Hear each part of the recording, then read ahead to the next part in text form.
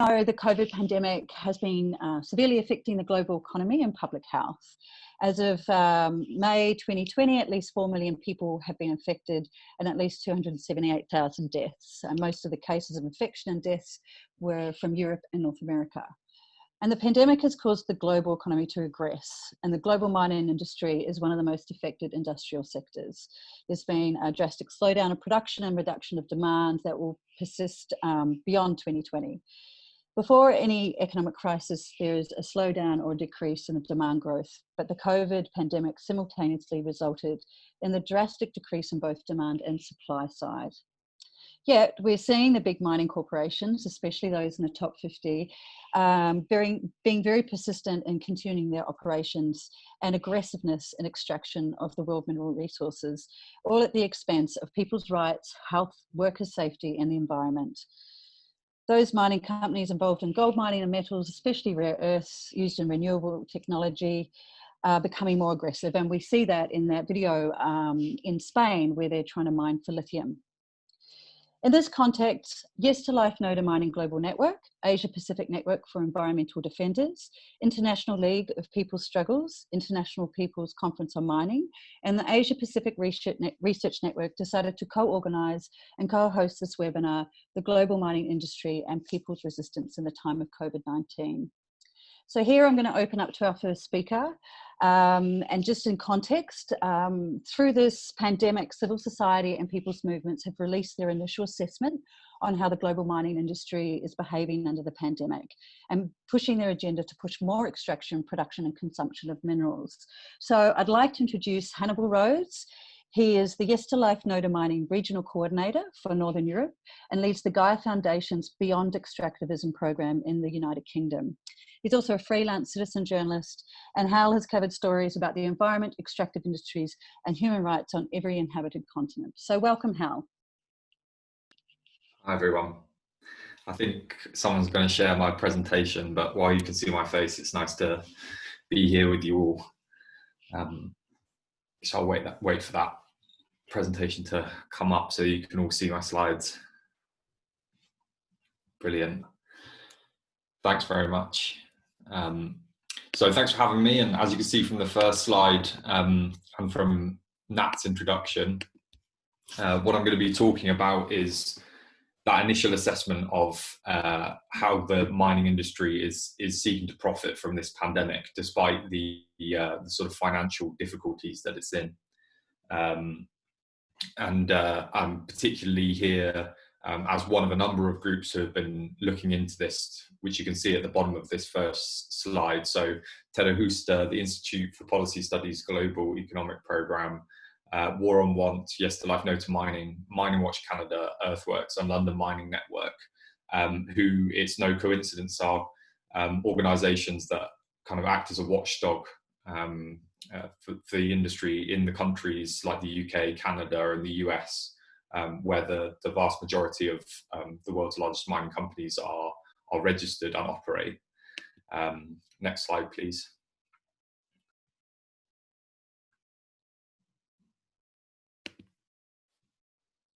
Sorry, could we just skip to the next slide? Thank you. Yeah, so Nat's already done a great introduction to me, but just to let you know that Yes to Life No to Mining, is a global solidarity network of and for affected communities and organisations who are supporting them. And on that last slide, you saw a picture of the front of the report very briefly. So we've been tracking with these other organisations the industry's response to the pandemic. That tracking initiative started in March, and since that time we've been picking up news reports, company statements, community statements, social media and other sources of information. And really the aim of that has been to spot patterns in the industry's response, not so much with a focus on the financial side of things, but rather on the dynamics on the ground in relationship with workers' rights, community rights and the environment. And the aim really has been to reveal the profiteering that the mining industry is doing and in the frame of kind of disaster capitalism, so seeing how that they're taking advantage of the particular conditions that the COVID-19 crisis has capitulated us all into. And I think it's important at the start to lay out that we're seeing this, as Nat said, in the context of a larger global transition, so that while there is this blip at the moment in supply and value of minerals and metals, overall, well, we're in a moment where the global transitions to, in terms of energy, away from fossil fuels to renewable energies, and especially electric cars, that the tech and industry transitions in terms of digitalization and AI are creating a massive new demand for minerals and metals, and a larger number of varieties of minerals and metals globally. And this is a chance for the industry to make big money. And so we've been specifically looking at how COVID has a chance for them to kind of position themselves for these transitions now and in the future. So that's kind of the context of this this study that we've been looking at. Next slide, please. Thank you. So just a few quick stats in terms of what we've been able to do over the last few months. It's really important to stress that it's not a comprehensive review that we've done. We have looked at a lot of sources, as you can see there, over 500, and that's considering operations, 61 mining operations globally in 20 countries from every inhabited continent. But there's a lot more going on, and we wouldn't want this to seem, like a comprehensive study. There's obviously many more countries, many more operations that could be considered where perhaps there's just less information coming out. We've also, as I said, focused on the social, political and ecological dimensions rather than the financial trends, mergers, that kind of thing.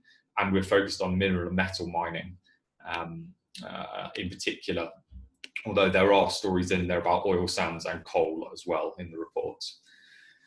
And from all of that, we have identified 4 key trends, which the organisers of this webinar have asked me to run through and give some examples of. So that's what I'll go to next, to trend number 1. Next slide, please. Ooh, can we just go back one? Sorry.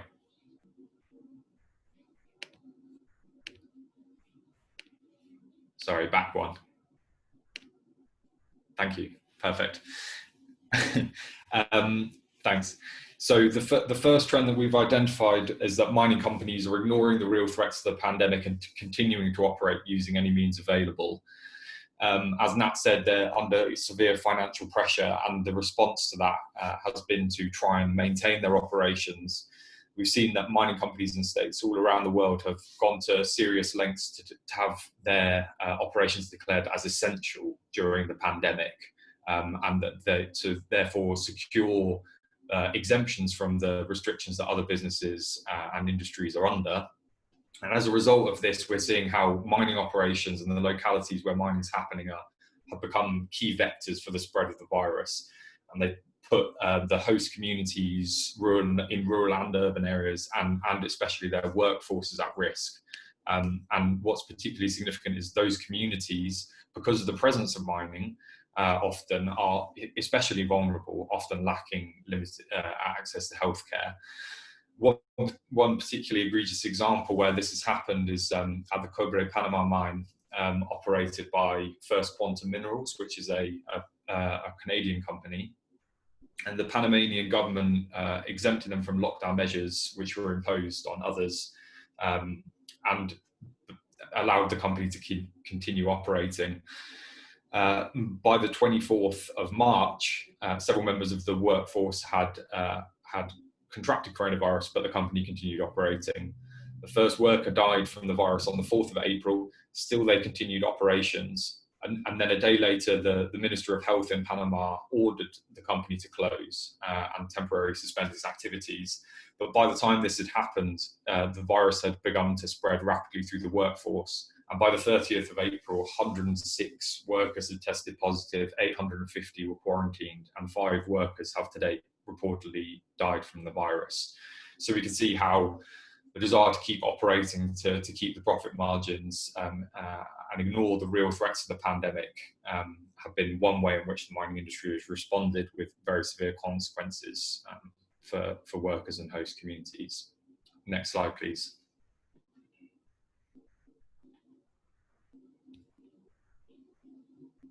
Thank you. The second trend we identified is that governments that are particularly supportive of the extractive industries are taking extraordinary measures to shut down legitimate protests and promote the mining sector. So we've seen in some of the countries that you're joining from as well, that governments have imposed very severe restrictions that are akin to martial law, and that these are being used to enforce lockdowns, and they're used to being enforced selectively. So especially to prevent freedom of association and protest, even when those are being done, taking into account social distancing norms and laws and so on. And state security forces have been selectively employed to shut down a lot of these legitimate and long-standing protests against mining. So we can see how those forces have been employed by the government to try and break resistance. And it's very hard to tell what conversations are going on between the industry and the governments, but in at least 2 examples, one of which is pictured, we can see where there must be some kind of dialogue happening. So in April, a long-standing peaceful protest encampment at OceanaGold, Australian company, the Didipio gold mine in the Philippines, was violently evicted.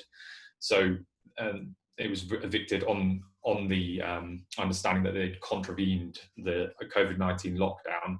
But while the protesters were practicing social distancing, the police, when they came in to forcefully disperse protesters, obviously there was physical contact, and that social distancing was broken, placing everybody at risk, not only of the violence dealt out by the police, but also of contracting the virus.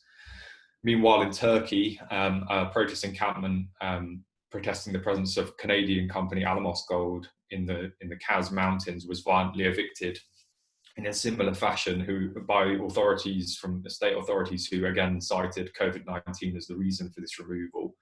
The activists have condemned the act, but as the company is still present and trying to operate on their exploration in the region, and they were subsequently fined, the activists, over $7,000, with the state citing civil disobedience of the COVID-19 social distancing measures. So we can see how this policing of protest around extractive operations, and especially the breakdown of long-standing operations, has been part of the response also. Next slide, please. Thank you. So mining companies are using the pandemic as an opportunity to cover up their dirty track records and present themselves as public-minded saviours. We're all aware of how the mining industry relies on having a positive reputation or not. Constantly, social license to operate and the perception of society is ranked as a high concern for the industry in reviews of challenges that they face. So mining companies have been using the COVID pandemic as an opportunity, essentially for public relations. They have sourced millions of, privately sourced millions of test kits for COVID, even while the companies that they're operating in have struggled to access those through public health systems. They have also been giving out direct donations, which donations should be seen in inverted commas there. And not only is this sort of poor cover for the long-term health impacts that result from mining activities, and the underhanded ways in which these firms operate, it also jeopardizes the impartiality of the authorities where that exists in the first place. And 2 examples really show that and reveal how these donations and the public support being offered by the mining industry is very disruptive. So in the Sperrin Mountains in Northern Ireland, community activists have called out a private Canadian company called Dalradian Resources after it made a £50,000 donation to a cancer support charity called Marie Curie, as well as donating 150 litres of hand sanitizer to the charity. the community has pointed out that the company is mining rock and planning to store tailings less than a kilometre from their community, and that this rock is as rich in radon gas, which is a carcinogen. So the irony of a cancer support charity taking large donations from a company that plans to operate in such a way that could expose people to cancer has been highlighted by them. Meanwhile, Barrick Gold, a Canadian company, has been making extremely large donations in various African countries, nearly $1 million to the Senegalese finance ministry, $1.5 million to the Democratic Republic of Congo's emergency COVID-19 fund, 1.3 million to various levels of government in Tanzania, and also a 1.3 million US dollar donation directly to the Ministry of Mines in the Ivory Coast. And all of this is being done under the COVID-19 pandemic. And it's really unclear why have they not given that money to ministries of health if it is indeed to combat the pandemic itself. Next slide, please. Okay.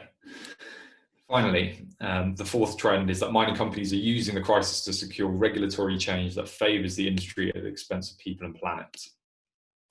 So while they are presenting a kind public face, behind the scenes companies are lobbying for deregulation of the already poorly regulated mining sector. In some cases this is explicit, so they've called for the suspension, sometimes successfully, of the little environmental oversight and enforcement of the regulations that already existed. So in many countries, the bar for environmental performance has been dropped during the pandemic. And in other cases, it's implicit. So it's been made more difficult for communities to get information and intervene in the process of getting permits. And we're seeing a massive increase in the number of exploration and extraction permit applications around the world. And as the consent and community consultation process has been moved online, a real democratic deficit. And we're seeing how companies are now lobbying governments to make this deregulation permanent for the future. Next slide, please.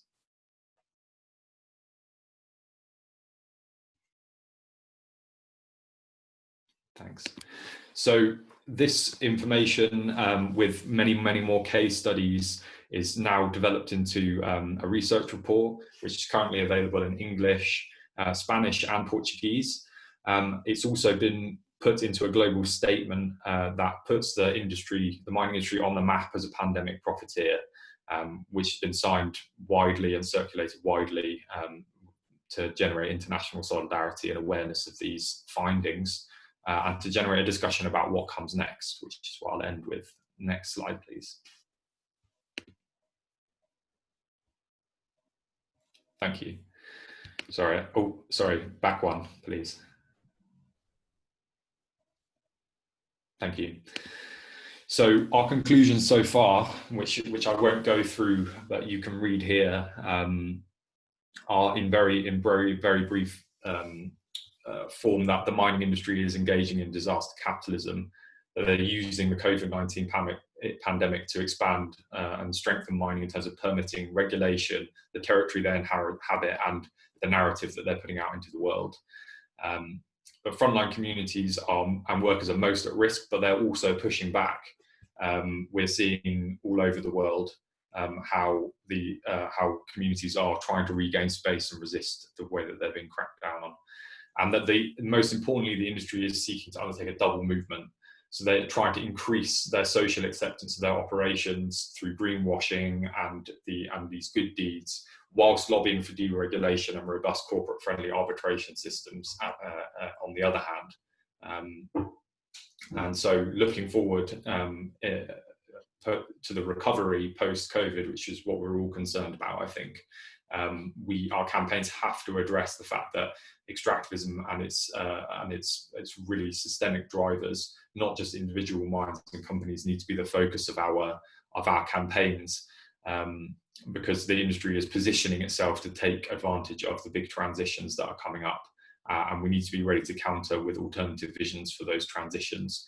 And I'll end with a little quote, which is that a justice transition in terms of climate change, in terms of ecological emergency, in terms of social equity, must be post-extractive.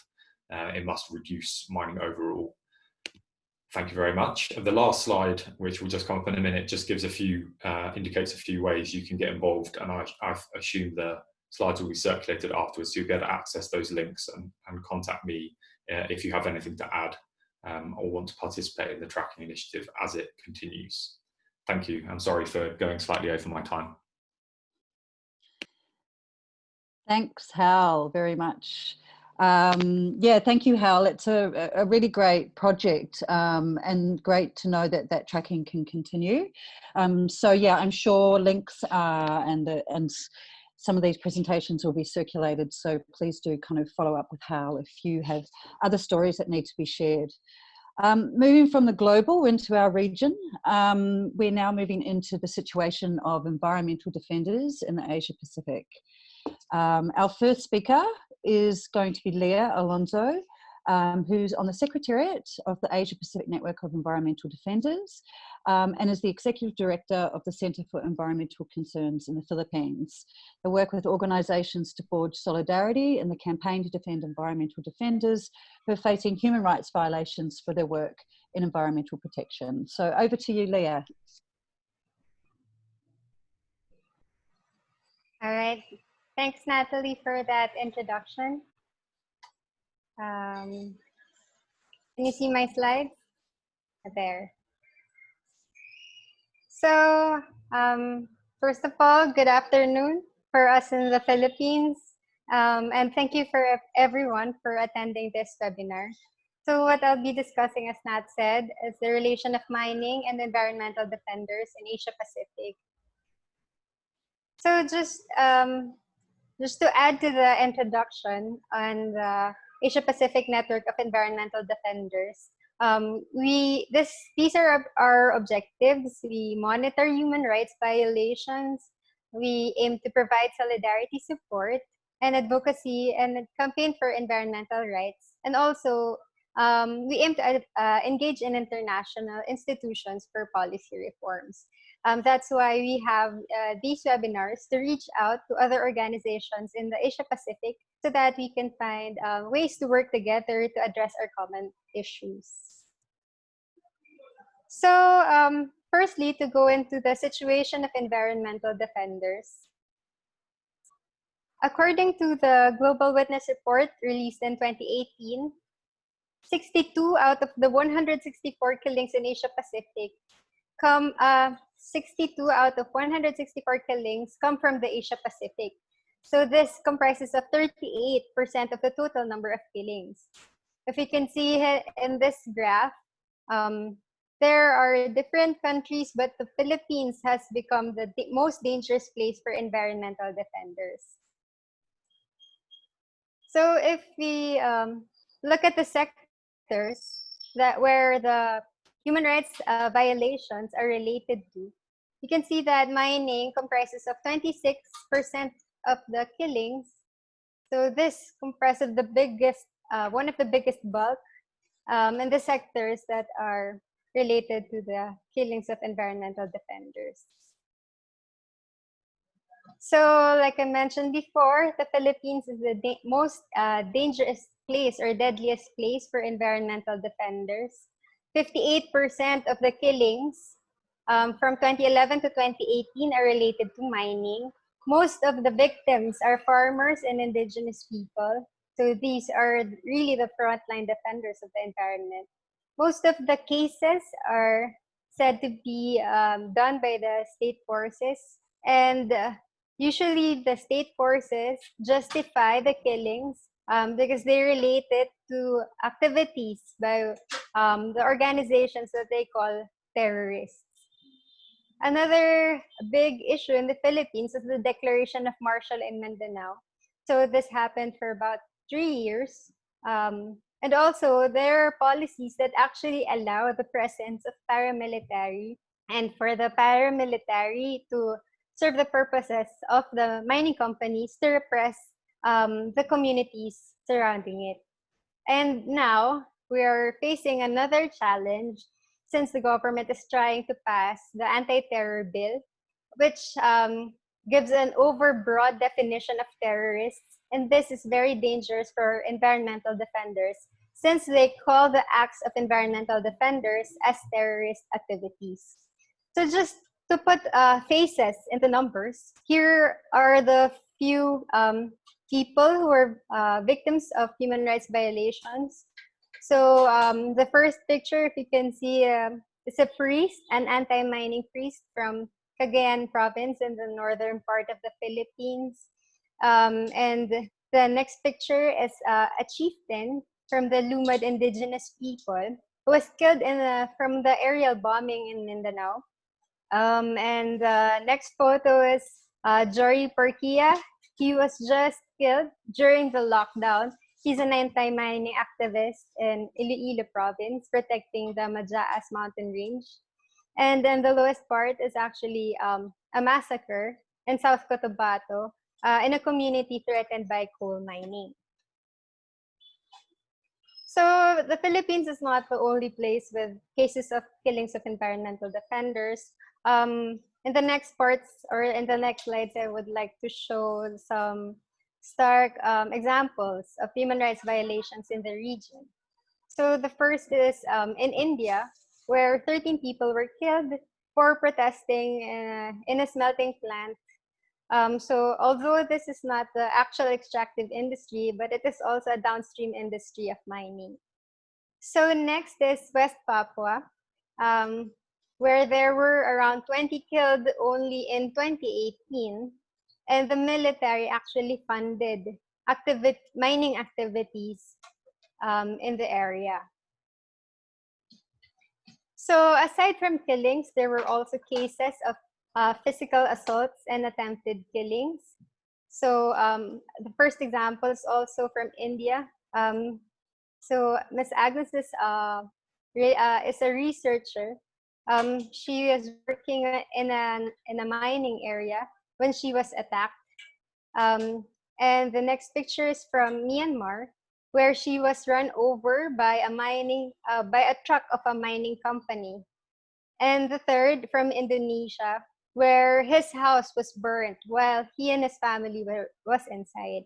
But luckily, all these 3 people survived the attacks. So aside from the ones I mentioned before, there are other forms of human rights violations, such as criminalization and arrests. Just last year, this was a fresh incident wherein an anti-mining activist was arrested in Indonesia for protesting related to the proposed mining project.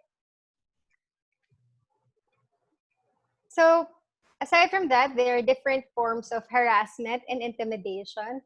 The mere presence of military in a community is a form of harassment wherein the people are traumatized or they're scared to oppose these projects because they're afraid of reprisals from these military forces. And because of their presence, many communities are forced to evacuate. So they won't be able to protect their lands if they are actually evicted from their homes. And like I mentioned before, another justification for the attacks is red tagging or terror tagging, like what is happening in many organizations. They're saying that if they call you a terrorist, your rights are being sidelined.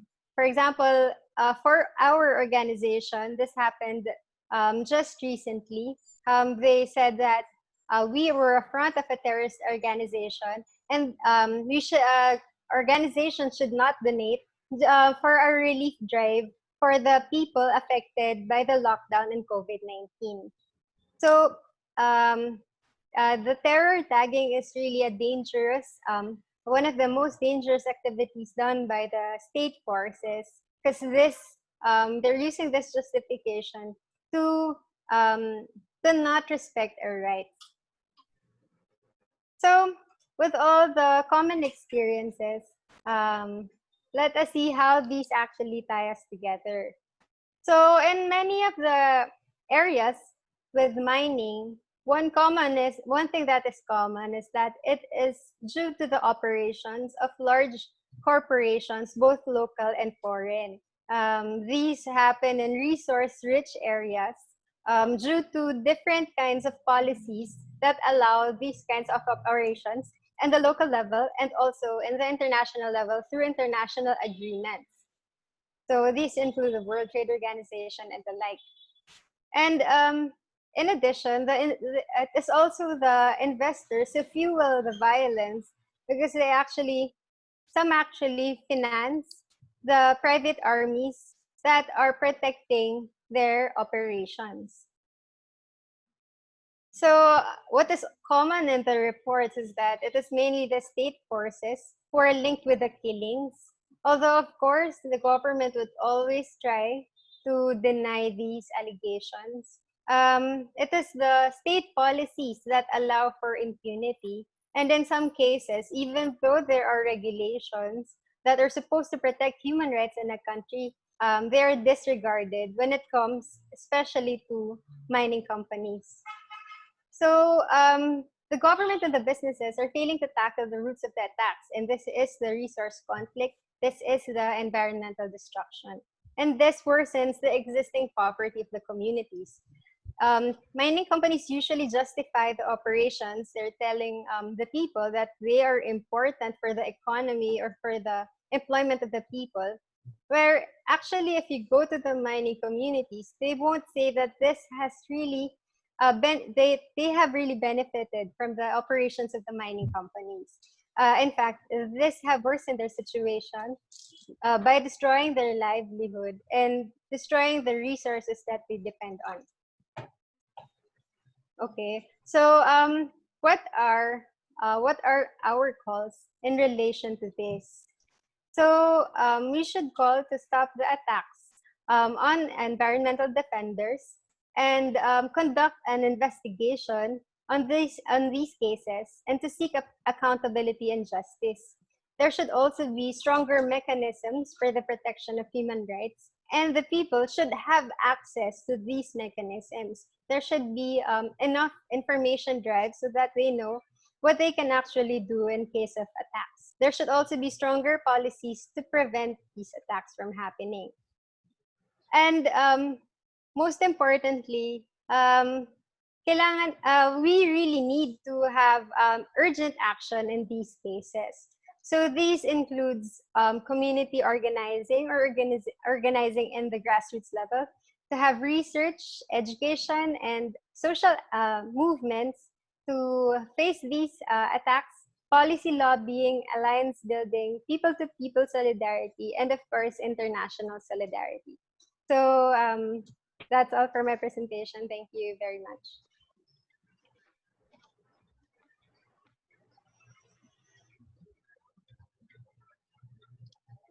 Thank you, Leah, very much. Now we're going to move on to a case study in the region in Mongolia. I would like to introduce Mantisuten Urantukor. I'm sorry if I pronounced that wrong, but we know her very well as Manda. Manda is the Executive Director of the Center for Human Rights and Development in Mongolia. The Center has been working on environmental issues since 2004 and are actively engaged in anti-mining campaigns in Mongolia. They're also a member of the Asia Pacific Network for Environmental Defenders and are on the board of conveners of the Asia Pacific Research Network. So Manda's going to start her presentation with a very short video that I will get up now called No Land, No Life.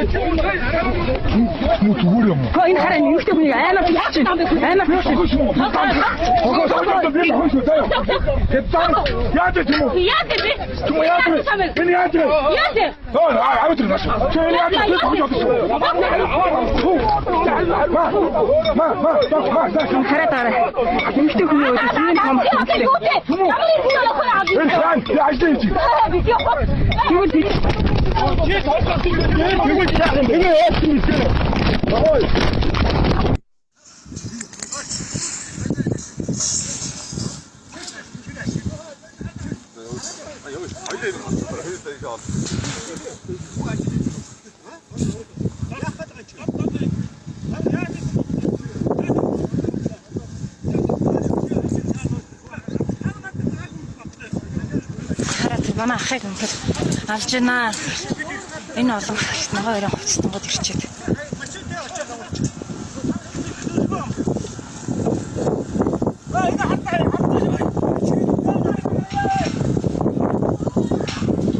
Яа, бас боож ах шиг байна.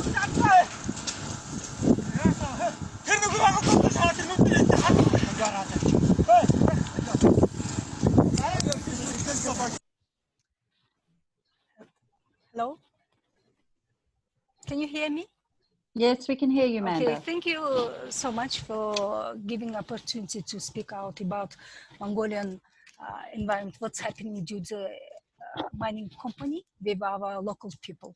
First of all, please let me give a latest official statistic here, like 2,814 valid mineral licenses we have, and out of them 1,665 are mining licenses and 1,149 licenses are exploration licenses. And currently in 2,814 licenses occupy 7,457 9,000 hectares of land, which is 4.8% of total land of Mongolia.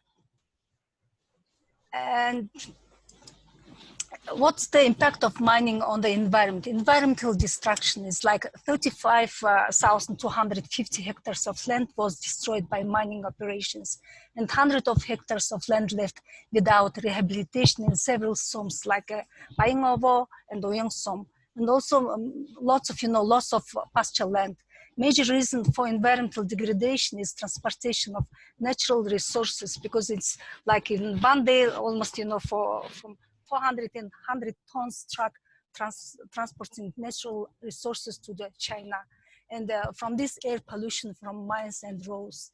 And you can see here pictures, how is it going on, how the local people can live in safe environment. And here, impacts of mining. Lots of people, and especially our nomadic herders, lost their traditional livelihood and in the internal displacement in migration. And these people are coming from the countryside to the city. It's becoming, poor people because no registration and others, And local communities struggle against mining. Human rights violations from the conflict between security guard and herders. You just saw this, what's happening in Mongolia. And here, our one herder, she said, our winter camp is now in the middle of mining exploration site. Mining companies drill the land next to our home, and they have no permission. The grass is no longer growing well here. 2 years ago, they destroyed our pasture land with heavy trucks. And around 350 road accidents registered within 9 months in Umgov province. This accident caused by death of 26 people and seriously injured 44 people. All these facts shows that the right of local people to live in a safe environment and the right to live under serious risk due to mining operations. And here you can see what's happening, the real picture in mining, or how the mining company is doing with our land, and how the people cannot live because of this all dust and destroying our land and no any rehabilitation. And what kind of mining activities cause different, of course, the human rights violations, for instance, like right to live in healthy and safe environment, right to move free and access to water and pasture land, right to keep traditional livelihood culture, right to access to information and participation, right to participate in decision in local and national development, right to access, monitor, be part of partnership agreements between mining and local public administration, local development agreement, right to better services, education, health, social security, etc. All this, caused human rights violations. And I also want to say a little bit about what's happening with women and human rights defenders defending the land and the environment. All it's like threats and intimidation, judicial harassment, lack of enabling legal environment for public interest litigation, vilification and smear campaigns, denial of the right to information, lack of redress and effective remedies. And here in this picture, you can see Thao Sombril, a young environmentalist. He was demanding to cancel 20 licenses and undertake the area in southern Gobi province into state protection to conserve it. It's the only habitat for shore leopards. He was several times was attacked and beaten and injured by knife, and he was killed in 2015. Also, after this civil society organization and CHRD, we organized in 2015 in December 10 in International Human Rights Day, public meeting organized by CHRD on protection of human rights defender. Human rights NGOs and environmental NGOs are publicly demanding proper investigation on his death, because the police investigation made the conclusion that his death was caused by suicide. And also there are just few pictures to show how many negative impacts bring mining to Mongolian people. On January 21, 2014, Mr. Mukhbair and 4 others, all members from environmental movement in Mongolia, were sentenced in prison. And also we have in 2015, Botlama was found dead in her home. She was a journalist and she wrote about mining company, and we don't know now still who is the killer. And here you can see after, consultation meetings, CHRD established activity and we established the Human Rights Defenders Network, and you can see in some provinces we still couldn't expand, but anyway, now it's Human Rights Defenders working quite strong. Yeah. And fact-finding mission, we had a fact-finding mission in 2012 and 2019 together with Forum Asia. The aim of the fact-finding mission was to identify the impact of mining operations on the environment and human rights defenders, as well as local communities. And during the fact-finding mission, Forum Asia and CHRD noted how several gold mining companies, particularly the national ones, are operating in close river banks, especially in areas of Pindir and Batshiretsong. There are also serious concerns that such corporations will lead to environmental damages, polluting water and soil, with an overall negative impact on the livelihood of the local communities. While mostly perceived as potential threat as the mining operations have not fully started, some local authorities and communities already denounced poor quality of water and soil, increased air pollution, and lack of meaningful involvement on the environment impact assessment process.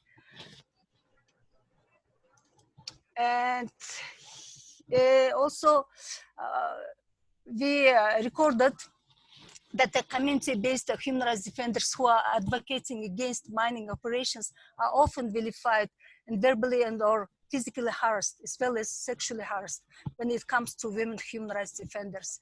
Threats were also documented aimed at family members and relatives of human rights defenders. Human rights defenders are often labeled as troublemakers, and it's not uncommon for them to be pressurized by their own family members to stop doing their human rights work. And that time also in 2019, when we did fact-finding mission, Michel Forst, UN Special Rapporteur on the situation of human rights defenders, visited to Mongolia, and we also submitted our report to him. In this picture, you can see the women human rights defender we call Mungung Hong. She's 36 years. And she's based in Tsagawasom of Dornot province. She said, the situation was very scary. My clothes were torn apart by them. I was scared for my life. I thought I would die at that time. And in Dolma recorded of Mr. Sambo with her mobile phone, how a free security person managed to grab her phone while she was recording. She managed to grab her phone back from the hand of the security person. And Dotma's phone from bra and started to beating her, and she was, you know, sexually harassed by security persons with an excuse of looking for home, although the security already has it.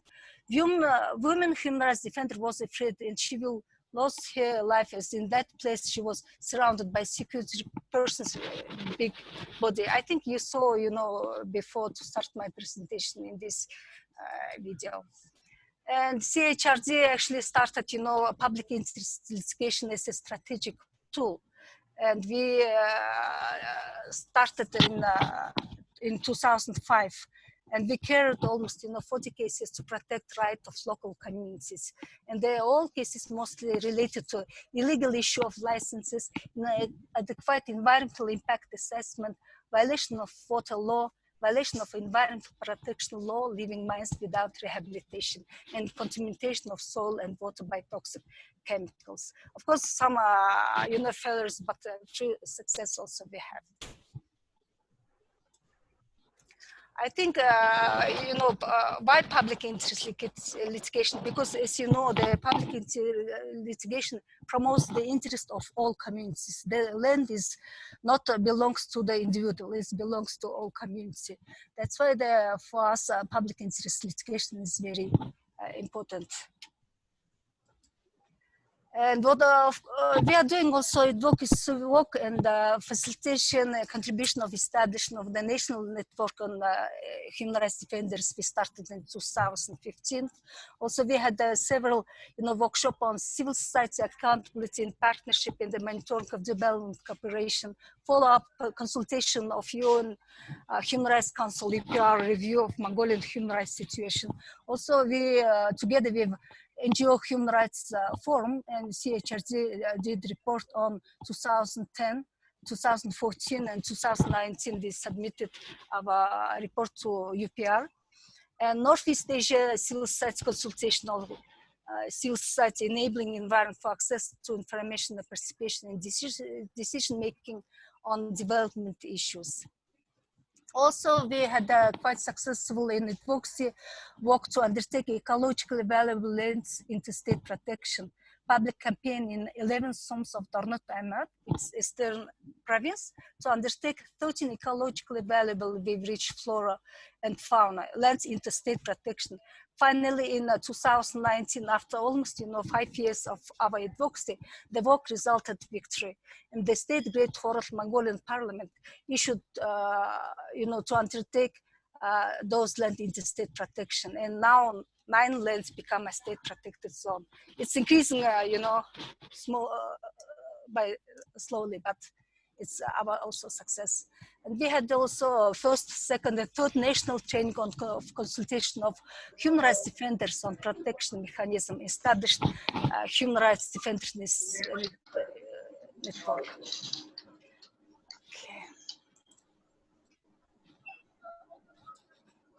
As I said, we had a fact-finding mission in 2012 and 2009 with Forum Asia. And also our women human rights defenders gave her voice in Human Rights Defenders Platform in Dublin in 2019. And we sent an official letter to Prime Minister of Mongolia, Hursukh, to enacting law on the legal status of human rights defenders in Mongolia.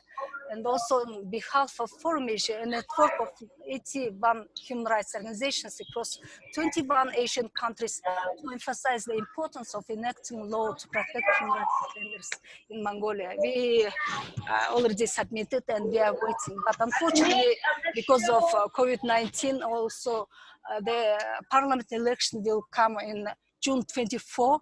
Our, you know, work stopped, but after this, of course, we will continue. Alam mo yung nakaka-pressure, and also in during, you know, UN Human Rights Council session, March from 1 to 6 was happened in 2020 in Geneva, and I met with David Boyd, a special rapporteur on human rights environment, also with Michelle Forst, and I submitted our public, you know, report about fact-finding mission. I submitted this, and you can see here some pictures about what's our civil society and human rights defenders doing, you know.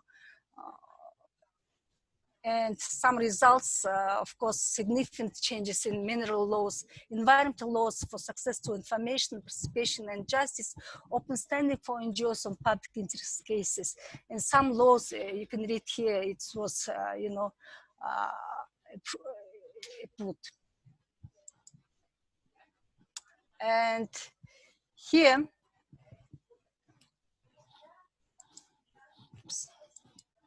and the recommendation for improved protection of human rights defenders and women human rights defenders. We wrote about recommendations, to the government of Mongolia to strengthen the current draft of the human rights defenders protection law in consultation with HRDs, especially those based in rural areas, to create an enabling environment for women and human rights defenders, to observe the obligations under the international human rights treaties and standards, to proactively protect the legitimate activities of HRDs working on business-related issues, including conducting prompt, independent and impartial investigations on the cases of violation, and ensure human rights defenders have access to remedy when abuses occur, and to strengthen the work on the National Human Rights Commission in relation to the protection of women and human rights defenders through provision of human rights and financial resources. And also we submitted our recommendations to the UN Special Rapporteur on the situation of HRDs to encourage the government of Mongolia to enact the Human Rights Defenders Protection Law, to stress the government of Mongolia the importance of public participation and meaningful consultation with communities and women human rights defenders, to urge the government to fully implement the UN declaration on HRDs and other relevant international standards, to send formal communications to companies with regards to threats, intimidation, and harassment against women human rights defenders, to strengthen collaboration with other UN agencies to address human rights violations against HRDs. Yes. Okay, thank you very much. And sorry for the video, maybe it's not good quality, but it's our community people. Yeah. Thank you so much, Amanda. I think to have that perspective from Mongolia, and we know so many communities across this region are really front lines to these atrocities, really, and it's really important that we stand with all human rights defenders. Just before we go into the next section, I just want to remind people to put any questions in the chat that we can put into the open forum. And just make sure your mic is off when the presenters are speaking. And also just to say that we have, we've probably had up to, I think some people have dropped off, probably internet issues, but we've could have had up to about 80 people in this webinar. So it's really wonderful to have everyone here. So moving from human rights defenders in the Asia Pacific region, we're now going to actually look hear from, I guess, the mining affected communities directly. So those that are really frontline to these issues. And so we've got three presenters from the Philippines, Myanmar, and Papua New Guinea. But as many of us know that are fortunate enough to have access to internet, a lot of these affected communities don't so much. So our first speaker will start with a video, and then we will have a video of her speaking. So it'll be Miranda Demang. She's the chairperson of Samahang Pangkarapatan Katubong Magasaka at Magawa, and it's a member of the United Peoples Organization in Dipio. She's been active in the Indigenous Peoples Movement against OceanaGold mining in the Philippines, and was one of the residents who helped form the People's Barricade against the mining operations, which for anyone who was aware of that was absolutely amazing, actually, how the communities resisted. So without further ado, I will play the first video of the People's Resistance Against OceanaGold, followed by a video message from Miranda herself.